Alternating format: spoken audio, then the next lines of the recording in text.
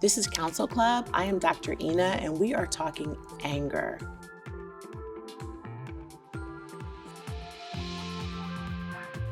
So what is anger, right? Anger is an intense emotional response to a perceived wrong, injustice, or frustration. It's natural, and it's usually automatic if you feel threatened, attacked, deprived. It can range from mild irritation to intense rage, and it can be triggered by various situations. So what we typically see that triggers anger is interpersonal conflict, right? An argument or a disagreement with someone. Injustice. You think something unfair has happened, or you see something unfair happen to someone else. Obstacles. We see this a lot with little kids, right, and adults, but being frustrated that you can't achieve a goal. High levels of stress can also lead to anger, as well as past traumas, right? Memories of something that happened before triggering you. So characteristics, we're gonna have a physical reaction, usually with anger, increased heart rate, an adrenaline surge. There's often a behavioral response, so yelling, aggression, physical actions like hitting or throwing things. Cognitive effects, bad thoughts, feeling irritated, not thinking clearly. And then there's the emotional experience of anger, which is just feeling maybe frustrated, irritated, or annoyed. But what purpose does anger serve? Is it all bad, or does it serve a purpose? Anger can actually serve as a defense mechanism. It can help you to protect yourself and set boundaries with other people. It can also motivate you to take action and address a problem or an injustice. It's also a good form of communication. Expressing anger can signal to other people like, hey, something's wrong and I need your attention. The thing about anger, it's often considered to be a more accessible emotion compared to others. And when I say more accessible, I mean easier to get to. And there's a few reasons for this. So anger is very immediate and a very intense emotion. It can come up really fast in response to a threat, and it can make it very easy to recognize. There are also a lot of visible signs of anger, right? So things like a raised voice, a clenched fist, a flushed face. These are more noticeable than other emotions, which makes it easier to identify. Even in yourself, it's pretty easy to tell you're angry, and you can look at someone else and usually tell they're angry. It's also a simpler and more straightforward expression than other emotions like sadness, fear, or guilt. So it's really easier sometimes to lash out or express frustration than to really delve into those more complex feelings. There's also a social and cultural component here. So in some cultures or social settings, expressing anger is actually more socially acceptable than expressing vulnerability, sadness, fear, and this cultural acceptance can make anger a more commonly accessible and used and expressed emotion. Anger can also mask other emotions. People sometimes use anger to mask other things that make them feel more vulnerable, like embarrassment or fear, right? So it's more accessible because you can use it as a cover for more deeper and less comfortable feelings. So even though it's more accessible and it's sometimes easier to express, it's really important to address the underlying emotions that are fueling your anger. If you understand the root cause, this can lead to healthier emotional expression and better emotional regulation. Anger is not a bad thing, but it does need to be managed. So anger is a natural emotion, but if you're unable to manage it and your anger is uncontrolled, this is where you run into problems, harmful behaviors, and damaging relationships.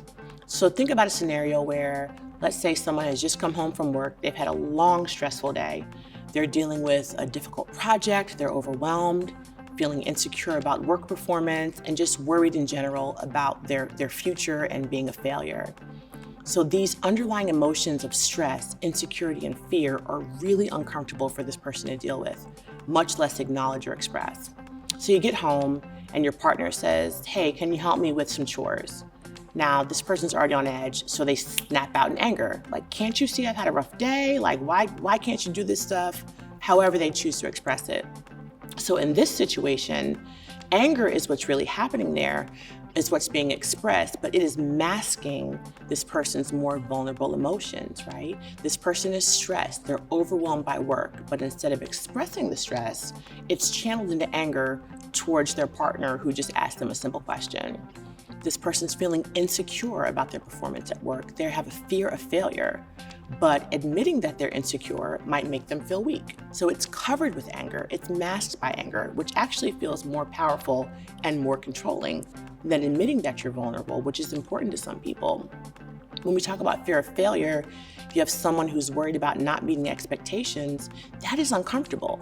And so expressing anger is like a distraction. Now I don't have to directly face that I'm afraid of failure, and I can just be angry, right, on the surface. So by reacting with anger, now this person has not only avoided confronting and sharing their deeper emotions, but what they've done is put significant strain on their relationship. Their partner may not recognize or even know all of the things that are going on underneath what that anger is masking. All they know is that this person is lashing out at them in an angry way, and now you're going to have negative impact to your relationship.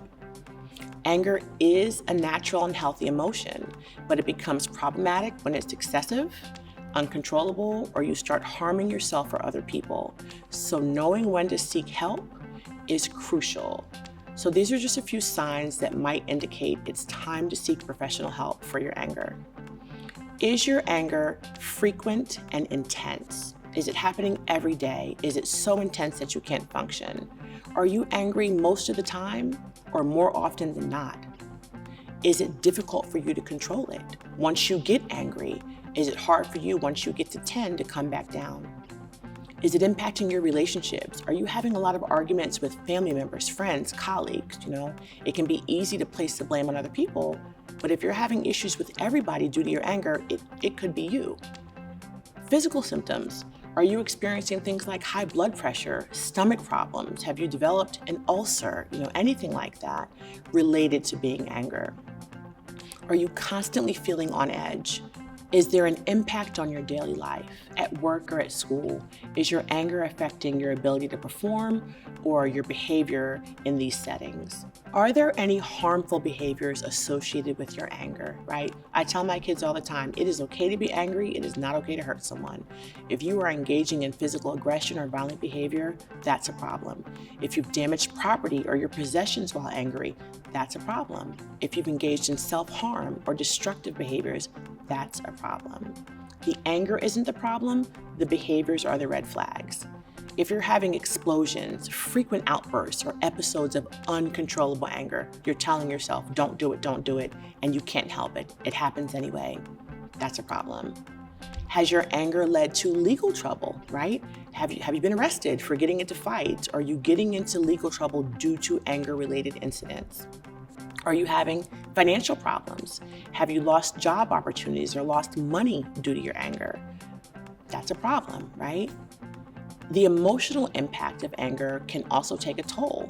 This can lead to anxiety, depression, and even a significant guilt about your anger. You may constantly be feeling bad afterwards about these episodes. This can lead to feeling hopeless about your ability to be able to control your anger. Another key is feedback from others. Are the people who care about you concerned about you? Have they talked to you, your friends, your family, your colleagues about your anger? And are you able to receive this? If these things are happening, any of the things I've listed, this is an indication that you need to seek professional help for your anger. Again, no emotions are bad. Being angry or having anger is not a problem, but the behaviors that are associated with persistent anger can indicate to you that you need to seek some help and make some changes in your life. Anger is not a bad thing. No emotion is bad. It's what you do with your anger. It's okay to be angry. It's not okay to take that aggression out on someone else. It's okay to be angry. It's not okay to destroy property, right? The anger is not the problem. It's what you do.